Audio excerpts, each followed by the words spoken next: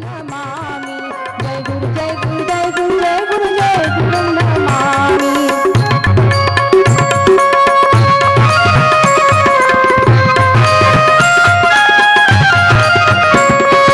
ओम गुरु नमामि, ओम गुरु नमामि, ओम गुरु नमामि, ओम गुरु नमामि।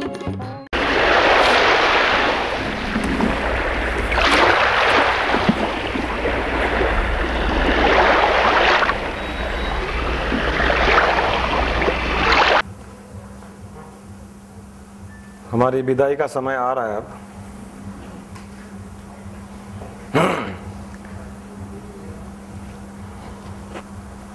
एक last session, उसके बाद में जय जय राम, जय सिया राम। कैसा लगा आप लोगों को? 2 दिन यहाँ रहे।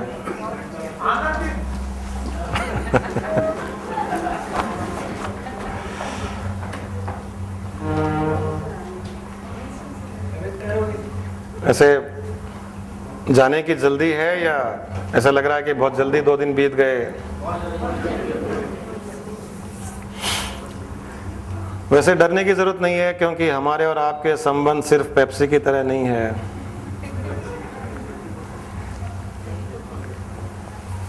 पेप्सी में क्या बोलते हैं? ये दिल मांगे मोर। तो सिर्फ पेप्सी की तरह ही नहीं है, और व्हील्स की तरह भी नहीं है कि मेड फॉर ईच अदर। हमारे संबंध है LIC की तरह, जैसे जिंदगी के साथ भी और जिंदगी के बाद भी।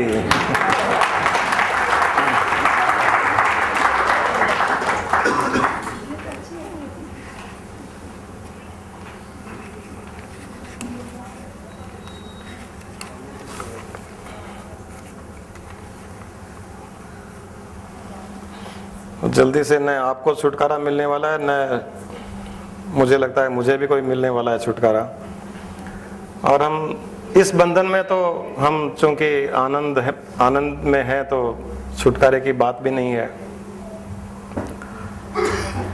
हमारा पूरा स्पिरिचुअल रिट्रीट, पहले दिन भी, कल भी यही बात हुई थी कि हमको इवॉल्व होना है, और इतना इवॉल्व होना है कि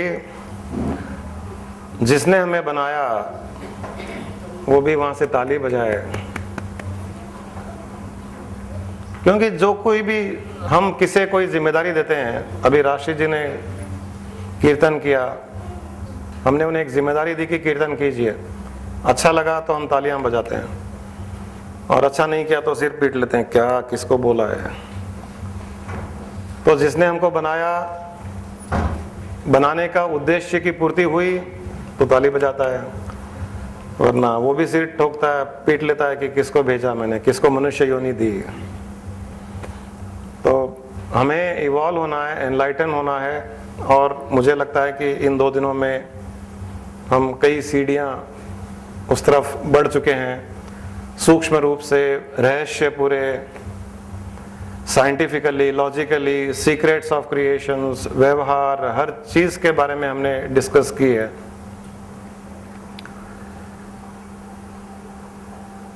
और मैं बार बार कहता हूं कि इस एनलाइटनमेंट के लिए कोई उम्र का तकाजा नहीं होता। यंगस्टर्स के लिए भी बहुत अच्छा है, क्योंकि उनकी बाकी की जिंदगी क्वालिटेटिवली बीतेगी, और जिन्होंने अपनी जिंदगी बिता ली, जिस तरीके से भी बिता ली, जितनी बची हुई है वो क्वालिटेटिवली बीते। अगर हमारी 10-20 साल, 25 साल, 30 साल बची है तो वो अच्छी बीते। यंगस्टर्स है जिनके सामने 50-60 साल की जिंदगी है, उनकी वो उतनी अच्छी बीते। हम कल रहे न रहें, लेकिन जो एनलाइटेंड हो गए और जो रहेंगे, वो तो एक लाइफ को एंजॉय करते हुए जिएंगे, और कभी ना कभी याद करके श्राद्ध करेंगे अपना कि अच्छा व्यक्ति था, उसका श्राद्ध करो, तो कहीं ना कहीं हम जहाँ भी होंगे वहाँ मिलेगा ही मिलेगा हमको। तो अभी मिल रहा है, क्योंकि कोई ना कोई श्राद्ध अभी भी कर रहा है, उसका फल अभी भी मिल रहा है, तो बाद में भी मिलेगा। फाइनल एनलाइटनमेंट का है self knowledge, the ultimate step to liberation. इसको जानने के पश्चात, इसमें स्थित होने के पश्चात फिर कुछ बाकी नहीं रहता। ये जानते हैं, हर कोई जानता है इसको, कोई नई चीज नहीं है। मैं, आप ऐसे एकदम कड़क होकर के मत बैठिए कि कुछ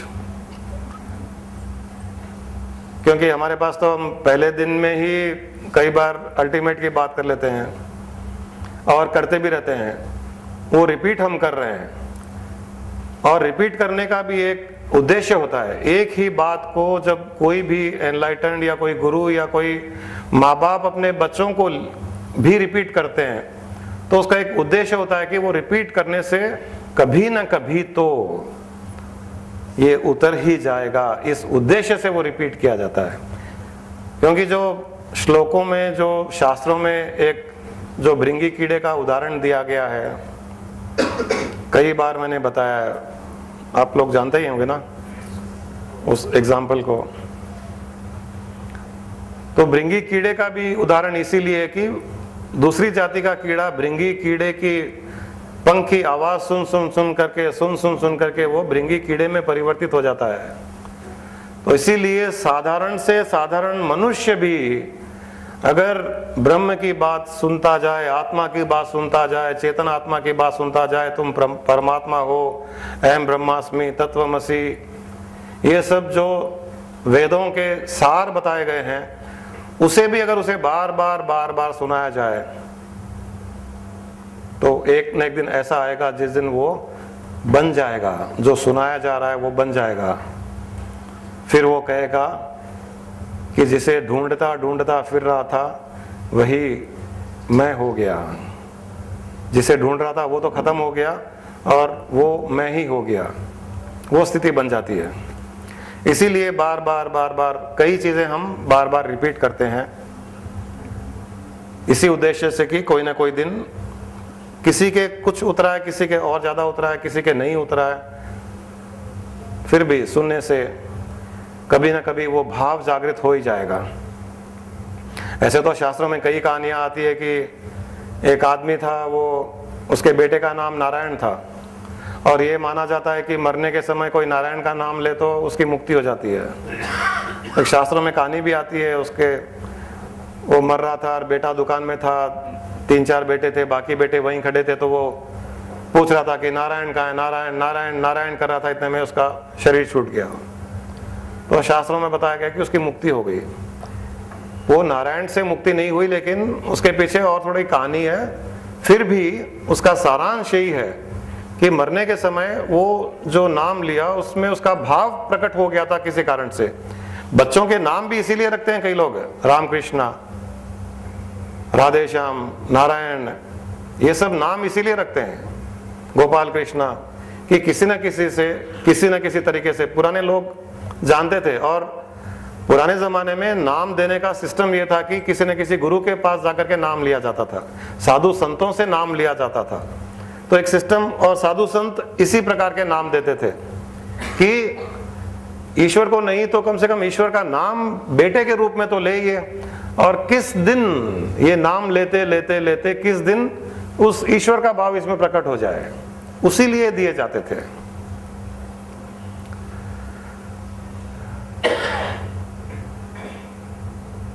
ये सब्जेक्ट भी आपको कई बार बताया गया है। ये जो जंग कैरेक्टर्स है इनको भूल जाइए, ये हिंदी के कैरेक्टर्स है वो इसमें नहीं आए। ये जो मैं आपको दिखा रहा हूं यहां पर, जब सृष्टि नहीं थी तब सिर्फ परब्रह्म परमात्मा अकेला था।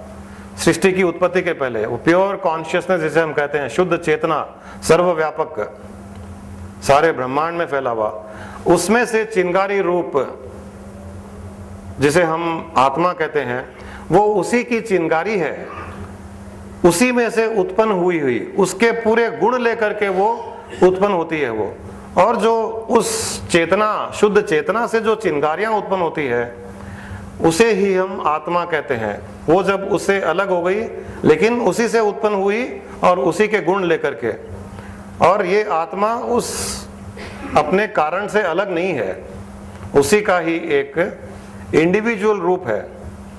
तो सृष्टि की उत्पत्ति में ये चिंगारियां उस शुद्ध चेतना से उत्पन्न होती रहती है। जैसे अग्नि में से चिंगारियां उत्पन्न होती है, उसी प्रकार उस शुद्ध चेतना में जो सर्वव्यापक है, सब जगह है, हर स्थान में है, कण कण में है, वहां से उसकी वो चिंगारियां उत्पन्न होती रहती है। और वो चिंगारी ही आत्मा रूप से जानी जाती है। रंग वो उसी आत्मा का परिवर्तित हुआ रूप है, जिसे हम मन कहते हैं, जिसे इंद्रियां कहते हैं, जिसे बुद्धि कहते हैं, जिसे अहंकार कहते हैं। उस शुद्ध चेतना से ही आत्मा की उत्पत्ति हुई, फिर आत्मा से मन की उत्पत्ति हुई, मन से इंद्रियों की उत्पत्ति हुई। इस प्रकार ये कन्वर्ट होते होते, मॉडिफाई होते होते होते होते ये इंडिविजुअल अंतरात्माएं, आत्माएं, जीवात्माएं के नाम से जानी जाती है। और उसी ही शुद्ध चेतना के मॉडिफाइड फॉर्म में पंच तत्वों की भी उत्पत्ति होती है। एक्चुअल में पंच तत्वों की उत्पत्ति नहीं होती है, बट उस सर्वव्यापक चेतना का एक मॉडिफाइड फॉर्म को एक नाम दिया गया है कि ये आकाश तत्व है, ये वायु तत्व है, ये अग्नि तत्व है, ये जल तत्व है, ये पृथ्वी तत्व है। उसी के मॉडिफाइड फॉर्म को, उसका अर्थ ये है कि वो उससे अलग नहीं है। पृथ्वी भी पूर्ण रूप से शुद्ध चेतना, प्योर कॉन्शियसनेस ही है, पर ब्रह्म ही है, परमात्मा ही है, आत्मा का ही बदला हुआ रूप है। और दो तरह से ये सृष्टियां उत्पन्न होती है। एक तरफ आत्माएं उत्पन्न होती है जो चिंगारी रूप चेतना से उत्पन्न होती है, और दूसरी तरफ प्रकृति उत्पन्न होती है जो पंचभूतों से बनती है। आकाश, पृथ्वी, तेज, वायु आदि आदि से पंच तत्वों से प्रकृति बनती है, जो स्थूल रूप से हमको दिखाई देती है। उस प्रकृति में हमारा मनुष्य शरीर भी आता है, जानवरों के शरीर भी आते हैं, पक्षियों के शरीर है, पेड़ पौधे आदि हर चीज प्रकृति का ही एक भाग है। तो एक तरफ ये प्रकृति बन रही है, दूसरी तरफ ये आत्माएं उत्पन्न हो रही है। जैसे जैसे ये प्रकृति कोई रूप धारण करती है, कोई ना कोई आत्माएं उसके साथ में जुड़ जाती है। उस प्रकृति की उस चीज को जीवन देने के लिए, लाइफ देने के लिए वो जीवात्मा उसके साथ में जुड़ जाती है। अगर वो पेड़ के साथ जुड़ गई तो पेड़ में मैनिफेस्ट करने की शक्ति नहीं है, बोलने की शक्ति नहीं है, सोचने की शक्ति नहीं है, तो जीवात्मा उसमें रहते हुए भी बोल नहीं सकती, अपने आप के भाव प्रकट नहीं कर सकती। जब वो जीवात्मा पेड़ को छोड़ करके जानवर में जाएगी तो जानवर के शरीर के नेचर के अनुसार उतना ही मैनिफेस्टेशन उसका होएगा। वो भौंक पाएगा, कुत्ता होगा तो, और कोई जानवर होगा तो उस जानवर के अनुसार, मच्छर होगा तो उसके उस शरीर के अनुसार उसकी क्रियाएं होगी। और मनुष्य शरीर में वही जीवात्मा जब आएगी तो मनुष्य शरीर के अनुसार, हमारे फिजिकल बॉडी में एक ब्रेन भी है, उस ब्रेन होने के कारण ही वो जीवात्मा अपने भाव प्रकट कर पाती है, इवॉल्व हो पाती है, सोच पाती है, बोल पाती है, समझ पाती है, इंटेलेक्ट यूज कर पाती है, पावर ऑफ डिस्क्रिमिनेशन यूज कर पाती है। वो हमारे फिजिकल कंस्ट्रक्शन में है। इसलिए जीवात्मा में तो वो गुण सभी जगह है। पेड़ में भी जो जीवात्मा है उसमें भी वही गुण है, जो इस शरीर में जीवात्मा है उसमें भी वही गुण है। उस जीवात्मा के गुणों में कोई फर्क नहीं है, आत्मा के गुण में कोई फर्क नहीं है। उस प्रकृति की स्थूल चीज की नेचर के अनुसार उस हद तक वो अपने आप को प्रकट कर पाती है, ऐसे समझ लीजिए।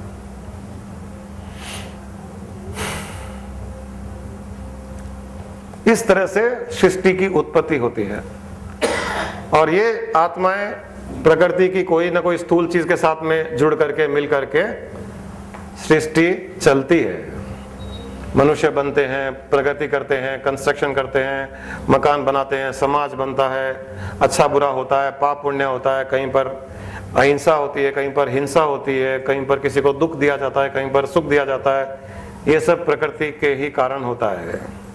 और इसी को कहते हैं कि सृष्टि का चलना, क्योंकि ये सब नहीं होगा तो सृष्टि चलेगी भी नहीं। ये भी एक नियम है। नहीं, नीरस की बात भी नहीं है। सृष्टि का विस्फोट हो जाएगा उसी समय।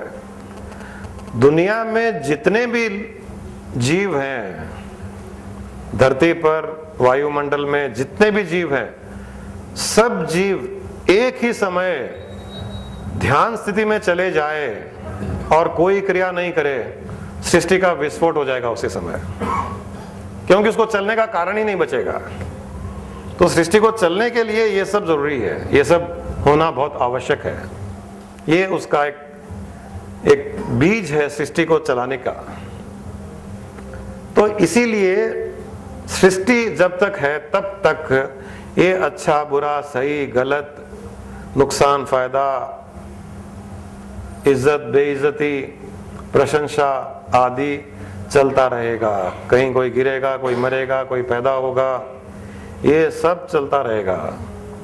2012 में दिसंबर की आपके घर में 2012 दिसंबर नहीं, वो नहीं होगा। लोग कह रहे हैं हो रहा वो अपने यही रिट्रीट रख लेंगे। अगर खत्म हो जाए तो अभी हम अच्छे भाव में जाएंगे, और बच गए तो घर चले जाएंगे। हाँ हाँ, देखा जाएगा और क्या, जाएंगे सब साथ में ही जाएंगे। और यही रिट्रीट ऊपर जाने के बाद भी कंटिन्यू करेंगे, कहीं ना कहीं जगह तो मिलेगी।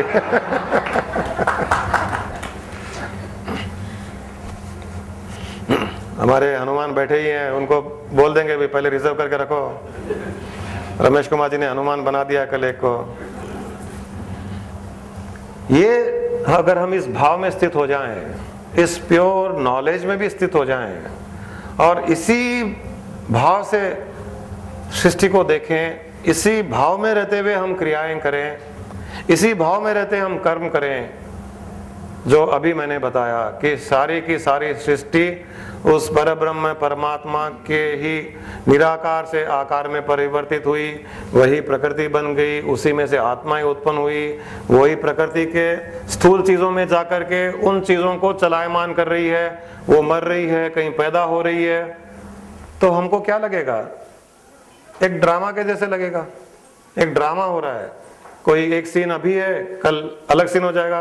अभी हम यहाँ बैठे हैं तो एक सीन देख रहे हैं, 2 घंटे के बाद में ये सीन चेंज हो जाएगा, 1 घंटे के बाद में सीन चेंज हो जाएगा, हम लॉन में होंगे। उसके 1 घंटे के बाद में सीन चेंज हो जाएगा, हम रास्ते पर होंगे। उसके 1 घंटे के बाद में सीन चेंज हो जाएगा, हम घर पर होंगे। फिर 2-4 घंटे के बाद में सीन चेंज हो जाएगा, जब रात हो जाएगी। फिर सीन चेंज होएगा, फिर सुबह होगी। सीन चेंज हो रहे हैं।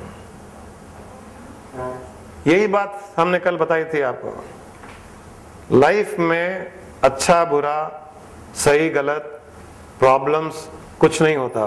दे are only sequence of events taking place. It is just nature and nothing else. जिसने सृष्टि को इस भाव से देखा वो उसी क्षण से मुक्त हो गया, क्योंकि वो उसमें इन्वॉल्व नहीं हो रहा है। और जो उस भाव में नहीं है, इन्वॉल्व हो गया, तो भगवान विष्णु की हेल्प सहायता कर रहा है, क्योंकि सृष्टि चलाने का काम उसका है। 2-4 लोग भी एनलाइटन हो गए तो थोड़े नाराज होते हैं वो कि ये इम्बैलेंस कर रहा है, तो उनको 2-4 और बदमाशों को क्रिएट करना पड़ता है। एनीवे, मजाक की बातें हैं। बट इस भाव में जो रहेगा वो सृष्टि के जो उठापटक सृष्टि में होती है और जो होगी, किसी की भी लाइफ में एक जैसे सिचुएशन, एक जैसे सर्कमस्टेंसेस, एक जैसी भावनाएं, एक जैसे विचार कभी भी नहीं आएंगे। हमारी पत्नी को ले लीजिए, हमारी मतलब मेरी भी, आपकी भी, सबकी। सुबह पत्नी क्यों, पति को ले लीजिए, पत्नियां नाराज हो जाती है। सुबह पति के भाव एक होते हैं, ऑफिस जाने के समय मूड अलग होता है, शाम को आता है तो मूड एकदम डिफरेंट होता है, रात होती है तो बहुत प्यारा हो जाता है, फिर सुबह वापस मूड खराब हो जाता है। बदलाव हो रहा है। इसी प्रकार परिस्थितियों में भी बदलाव हो रहा है, इसी प्रकार शरीर में भी बदलाव हो रहा है। और इस बदलाव का बीज ही यह प्रकृति है। तो ये बदलाव रहेगा। जो इस बदलाव को जानता है और मानता है कि ये होता रहेगा, वो उसे इफेक्ट नहीं होगा। हम इफेक्ट कब होते हैं? जब उससे उस बदलाव की तैयारी नहीं है, तब इफेक्ट होता है। अरे ये कैसे हो गया? ये तो क्या, सुबह जाने के टाइम तो I love you, thank you, bye darling बोल के गए थे, और शाम को आते चिल्लाने लग रहे हैं। ये क्या हो गया? झटका लग गया उसको। उसको ये मानना चाहिए कि बदलाव का ही प्रोसेस है। जो आदमी सुबह है वो शाम को नहीं रहेगा। सही है ना? प्रकृति का नियम है कि उसमें बदलाव आता ही है। हाँ प्रकृति का नियम है कि उसमें हाँ, प्रकृति का नियम ही है कि बदलाव आना, क्योंकि प्रकृति स्वयं बदलाव उस ब्रह्म के बदलाव के कारण ही उत्पन्न हुई है। तो जिसका बीज ही बदलाव है तो उसके वृक्ष में भी बदलाव आएगा।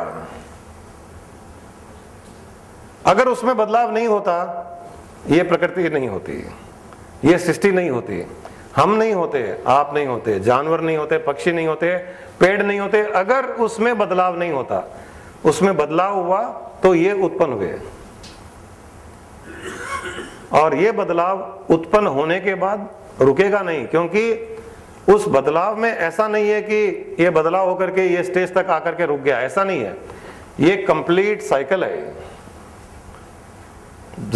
जहां से उत्पत्ति शुरू हुई, आत्माएं उत्पन्न हुई, प्रकृति उत्पन्न हुए, पंचभूत उत्पन्न हुए, फिर इनका मिलन हुआ, फिर पैदा होना मरना हुआ, फिर चलते गए, धीरे धीरे एनलाइटनमेंट की तरफ गए। और एक दिन ऐसा आएगा जब कई लोग उसमें मिल जाएंगे, सारी सृष्टि विलीन हो जाएगी और उसमें जिसमें से वो उत्पन्न हुई उसी में जाके लीन हो जाएगी।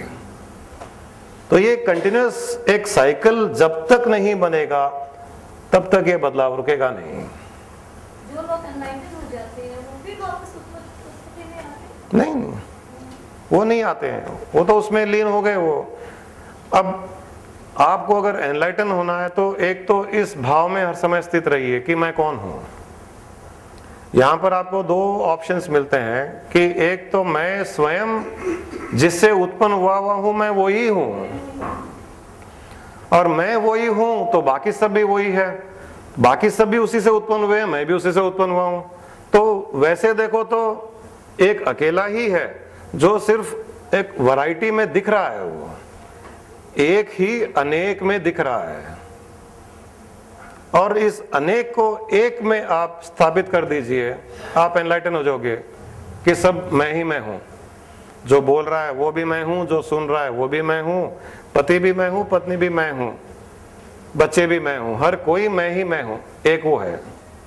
और दूसरा कि मैं ये शरीर मन इंद्रियां बुद्धि नहीं, मैं शुद्ध चेतन आत्मा जो न कभी पैदा होती है न कभी मरती है, वो तो उसमें से उत्पन्न होती है, उसी में लीन हो जाती है एक समय के बाद में, मैं वो हूं।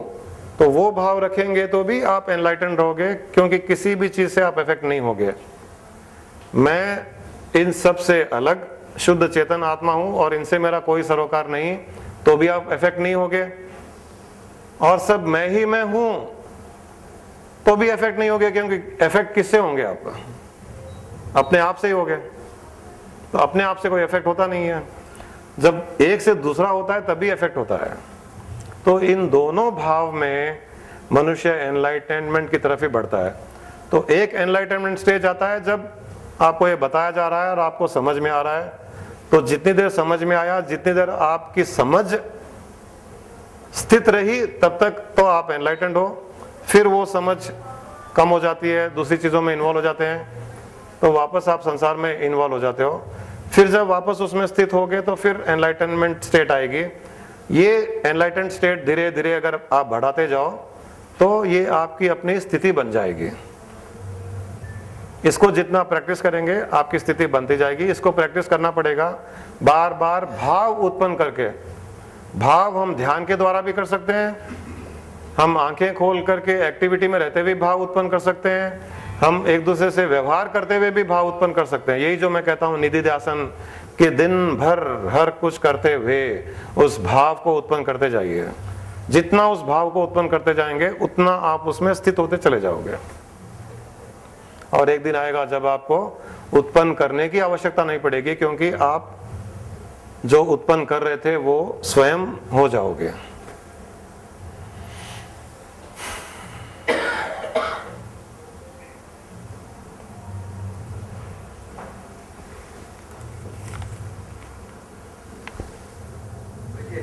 Down the last the second diagram, what is that? One person's ears or something. Tiger Not the last one, from the beginning, second one. is just the variety of the nature, Prakriti, which we call. Just put some figures there, no specific relevance. एक महाभारत में भगवान कृष्ण ने गीता का जो पाठ सुनाया था, यदि वे शोक के योग्य होते तो मैं ये कहता ही क्यों पार्थ? तुम इस सत्य को समझ लो पार्थ।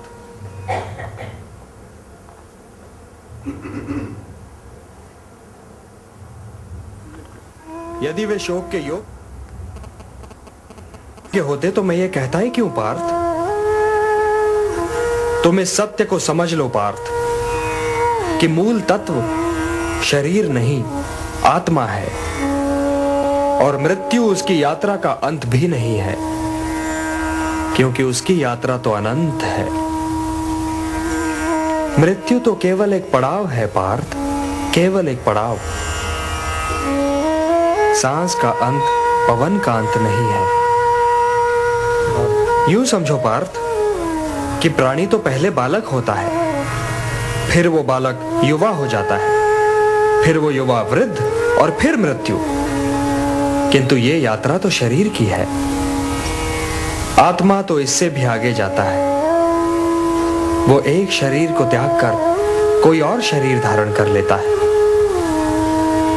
इसलिए जो यात्रा मृत्यु पर समाप्त हो जाए वो तो केवल शरीर की यात्रा है पार्थ, केवल शरीर की यात्रा है। न जायते म्रियते वा कदाचित नायं भूत्वा भविता वा न भूयः अजो नित्यः शाश्वतोऽयं पुराणो न हन्यते हन्यमाने शरीरे।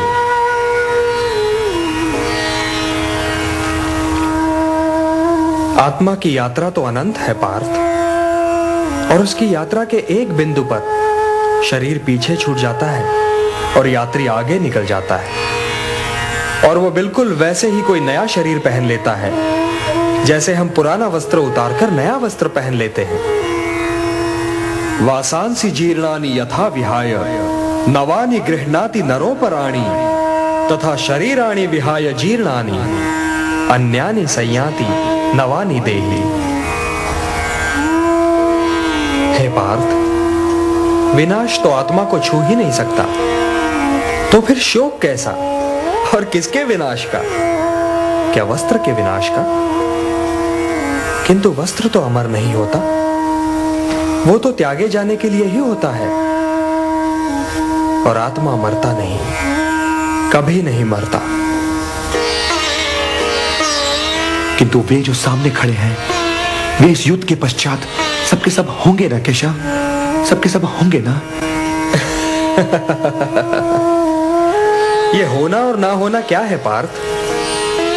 क्योंकि वो समय तो कभी था ही नहीं जब मैं नहीं था, या तुम नहीं थे, या ये सारे लोग नहीं थे। और ना ही वो समय कभी होगा जब मैं नहीं हूंगा, या तुम नहीं होगे, या ये सारे लोग भी नहीं होंगे।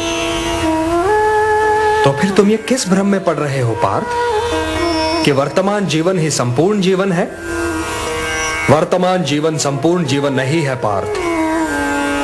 हम थे भी, हम हैं भी, और हम होंगे भी। अब रहे ये सुख दुख, तो इनका क्या है? ये तो ऋतुओं की भांति हैं, आते जाते रहते हैं। हे कुंती पुत्र, जो सुख और दुख दोनों ही को समान समझे और उनसे प्रभावित हुए बिना ही उन्हें झेल जाए, वही स्थित प्रज्ञ है।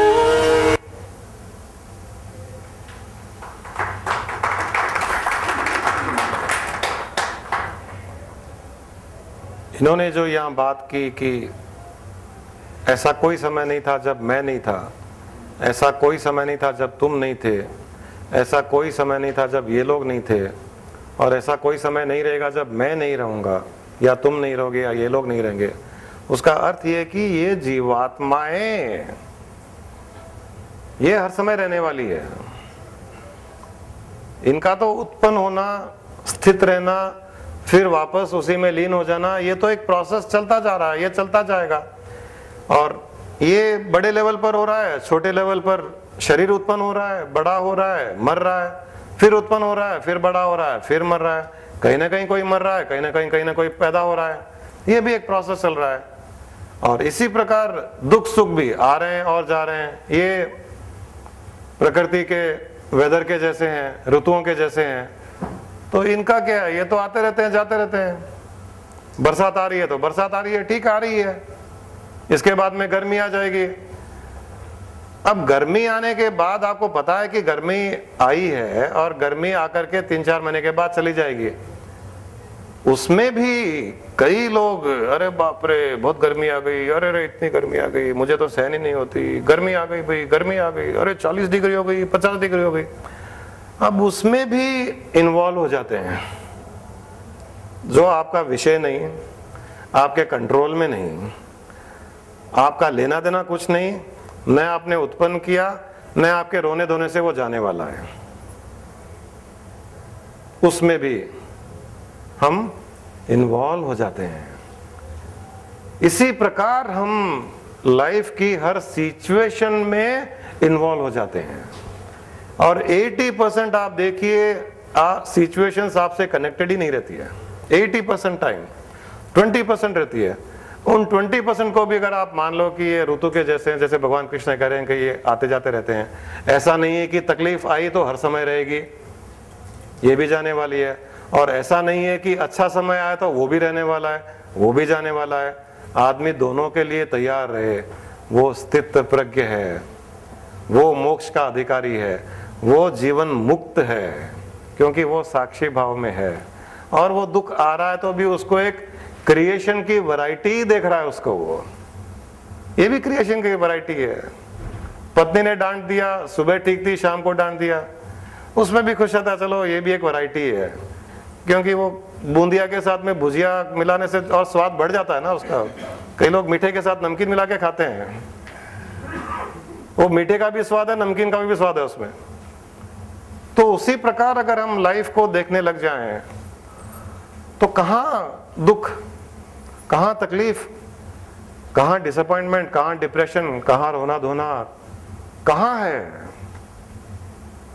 उसका कोई आधार है ही नहीं। हमने आधार बनाया है सोच करके कि इसमें तकलीफ है, इसमें प्रॉब्लम है, ये दुख देने वाली है, इसने मुझे दुख दिया, इसने मेरे साथ ऐसा किया, उसने मेरे साथ ऐसा किया, इस तरह से बात की, मेरी बेइज्जती की, मेरी प्रशंसा करी, ये अच्छे लोग हैं, वो बुरे लोग हैं। ऐसे करके हम अननेसेसरी डिस्क्रिमिनेट कर रहे हैं, और डिस्क्रिमिनेट करके हम ही उसमें इन्वॉल्व हो जा रहे हैं। जैसे बेचारे ब्रह्मा विष्णु महेश ने सृष्टि उत्पन्न कर दी और सिर पीट रहे हैं क्योंकि वो इन्वॉल्व हो गए उसमें। उनको भी मुक्ति के लिए फिर यहीं आना पड़ेगा, प्रगति रिसोर्ट में आकर के रिट्रीट के द्वारा ही मुक्त होना पड़ेगा। उनकी भी मुक्ति नहीं बताई गई है वहां पर। ब्रह्मा तो एक प्राइम मिनिस्टर के जैसे है, 5 साल के पीरियड के लिए उसका भी एक 100 साल का पीरियड है, उसके 100 साल हमारे 100 साल से अलग है, लेकिन उसके टर्म के एंड में उसका री इलेक्शन भी नहीं होता। पहली बात तो या मनमोहन सिंह का हो सकता है, तो उसको तो वापस आना पड़ेगा, मनुष्य योनि में आना पड़ेगा, यहाँ साधना करके जाना पड़ेगा, क्योंकि वहां पर जो जिस शरीर में वो है उस शरीर में भी बंधन है, सृष्टि की उत्पत्ति का, उसको चलाने का, वो उसी में इन्वॉल्व है। वो हम कितने लकी हैं, हमने तो उत्पन्न की नहीं सृष्टि, वो जिम्मेदारी भी नहीं है। क्यों बशीर? उत्पत्ति कर दी तो जिम्मेदारी भी आ गई है, तो बंध गए आप। उत्पत्ति नहीं की तो हम तो फ्री है, ऐसे ही फ्री हैं। तो अगर फ्री हैं तो आपको मुक्त होने से कौन रोक रहा है? आप मुक्त होना नहीं चाहते अलग बात है, बंधन में रहना चाहते हैं अलग बात है, दुख झेलना चाहते हैं अलग बात है, हर बात पर इरिटेट होना चाहते हैं अलग बात है। आपको गुस्सा आता है, आपको अच्छा लगता है, तभी आप गुस्सा करते हो, क्योंकि आपको सुकून मिलता है। छूटना नहीं चाहता कोई भी, छोड़ना नहीं चाहता। कल वही बात बताई ना, खंबे को पकड़ के रखने वाली बात है, वैसी हालत है। और वो जो कोई खंबे को नहीं छोड़ना चाहता तो उसका कोई उपाय नहीं है, भगवान भी आकर के नहीं छुड़ा सकते। छोड़ना चाहेगा तो खुद को ही छोड़ना पड़ेगा। और जिस समय उसने सोच लिया कि मुझे छोड़ना है और उसने छोड़ दिया, सब चीज छूट गया।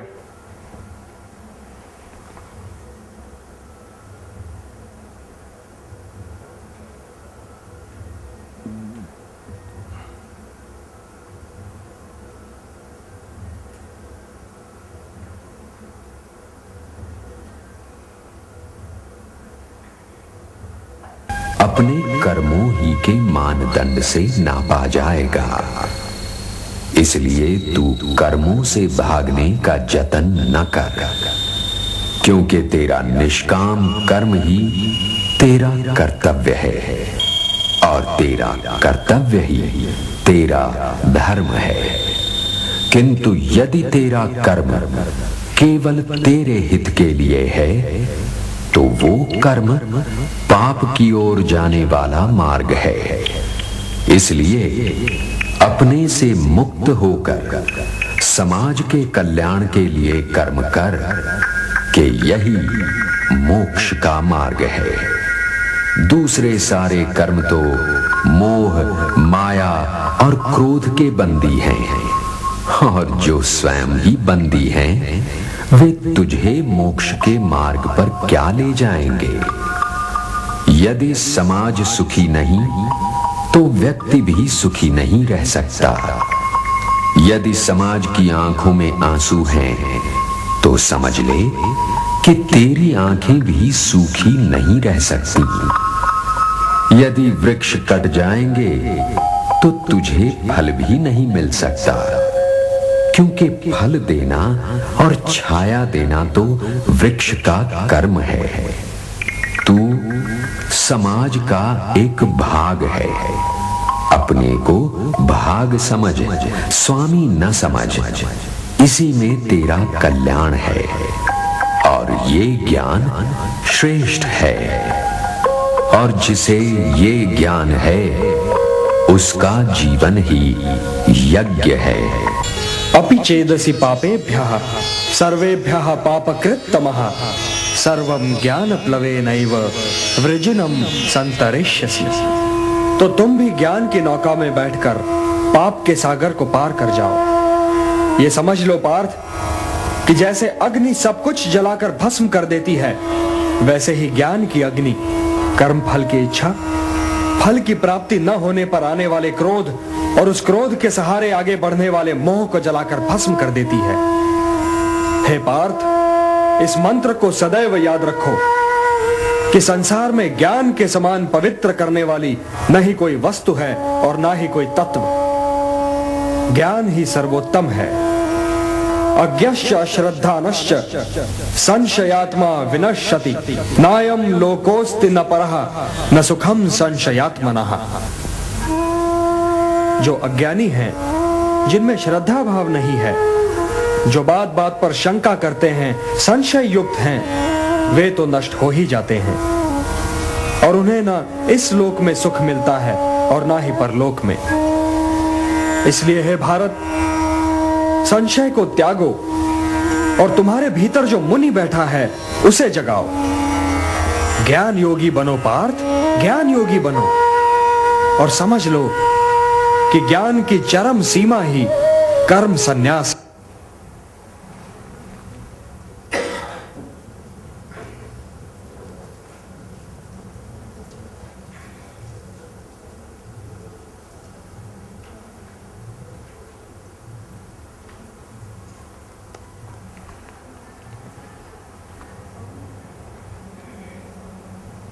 गीता में भी भगवान कृष्ण ने ज्ञान पर ही जोर दिया है कि ज्ञान योगी बनो, उसी में कल्याण है, उसी वही मुक्ति की ओर ले जाएगा।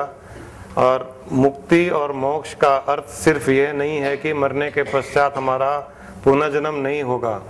मुक्ति और मोक्ष का अर्थ है कि मेंटल कंडीशन से मुक्ति पाना, अपनी कमजोरियों से मुक्ति पाना, अपने अंदर की मेंटल बीमारियों से मुक्ति पाना और एक सुधरा हुआ स्वच्छ स्वभाव प्रकट होना और उस स्थिति में कर्म करना, ये मुक्ति का अर्थ है। और वो सिर्फ ज्ञान के द्वारा ही हो सकती है। और ज्ञान का सारांश सूक्ष्म रूप से आपको अभी यहीं बताया गया है। इसमें एक सिर्फ एग्जाम्पल ऐड करने के लिए, ये जो यहाँ बताई गई है कि ये प्रकृति और जीव का जुड़ाव सृष्टि को चलाती है, और जब कोई मुक्त हो जाता है तो आत्मा उस परमात्मा में लीन हो जाती है, शरीर मर जाता है, पंचभूतों में लीन हो जाता है, दूसरे शरीर पैदा होंगे, दूसरे आत्माएं पैदा होंगी, सृष्टि चलती जाएगी, लेकिन वो पर्टिकुलर जीव आत्मा मुक्त हो जाएगा। और ये सारी की सारी सृष्टि मैंने अभी जो बताया, ये उसी एक परब्रह्म की मॉडिफाइड फॉर्म है। मतलब एक ही चीज की मॉडिफिकेशन को हमने अलग अलग नाम दे दिया। उसी के शुद्ध निराकार स्वरूप को हमने कह दिया ये परब्रह्म परमात्मा है, सर्वव्यापक है। उसी के बदले हुए आकार को हमने कह दिया ये धरती है। उसी के बदले हुए आकार को हमने कह दिया ये वायु है। उसी के बदले हुए आकार को हमने कह दिया कि ये मनुष्य है। उसी के बदले हुए आकार को हमने कह दिया ये कुत्ता है, ये गधा है, ये पेड़ है। ये सब उसी एक के बदले हुए रूप हैं, अलग अलग रूप। सृष्टि का क्रम यही है, फ्रॉम वन टू मैनी, और मुक्ति का क्रम है फ्रॉम मैनी टू वन। सृष्टि का है इन्वोल्यूशन प्रोसेस, मुक्ति का है, सृष्टि का है इवोल्यूशन प्रोसेस, मुक्ति का है involution process, reverse process. Reverse process का अर्थ है अज्ञानता में हमने पहले उस एक को अनेक रूप में देख लिया, अब ज्ञान होने पर उन अनेकों में उस एक को देखना, सिंपल, मुक्त हो जाओगे। ये कुछ इस प्रकार का है। दूध ले लीजिए, मिल्क है, मिल्क पाउडर है, कर्ड घी है, बटर है, मक्खन बटर मिल्क है, चीज पनीर और घी, क्या ये अलग अलग चीजें हैं या इन सब का तत्व, सबका बेस एक ही है?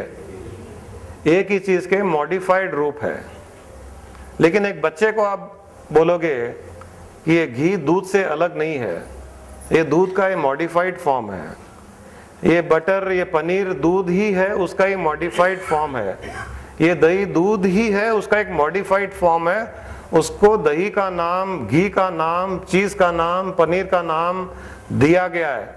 तो बच्चा बोलेगा नहीं, ऐसा फालतू बात कर रहे हैं, दूध और दही एक कैसे हो सकते हैं? दूध तो देखो ऐसे हो सकते हैं, हम पी सकते हैं, पनीर को आप पी सकते हो क्या? ऐसे बोलेगा, इसलिए कि वो उस चीज को समझने के लिए मैच्योर्ड नहीं है।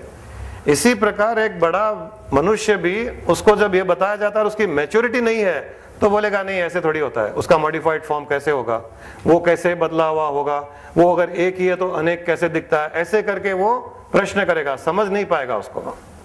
परंतु जो मैच्योर्ड हो गया, जो समझ गया, नॉलेज बेस हो गया, ध्यान के द्वारा उसने अनुभव किया, तो उसको अनेक में भी एकता दिखने लग जाएगी। उसको पता चल जाएगा कि कैसे कैसे कैसे सृष्टि में मॉडिफिकेशन होते होते होते होते यहां तक आई है वो, और वो फिर रिवर्स प्रोसेस से वापस उस सोर्स तक पहुंच जाएगा और उसमें स्थित रहेगा।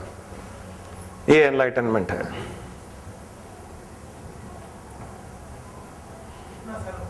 इतना सरल और जल्दी से अच्छा वो आपने कह दिया।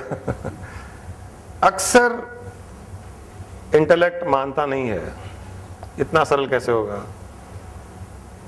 फिर इतना सरल होता तो लोग इतनी साधना क्यों बताते हैं, गृहस्थी छोड़ करके सन्यास की बातें क्यों करते हैं, जंगलों में पहाड़ों में जाकर के गुफाओं में साधना क्यों करते हैं, इतनी बड़ी बड़ी पोथियां क्यों लिखते हैं?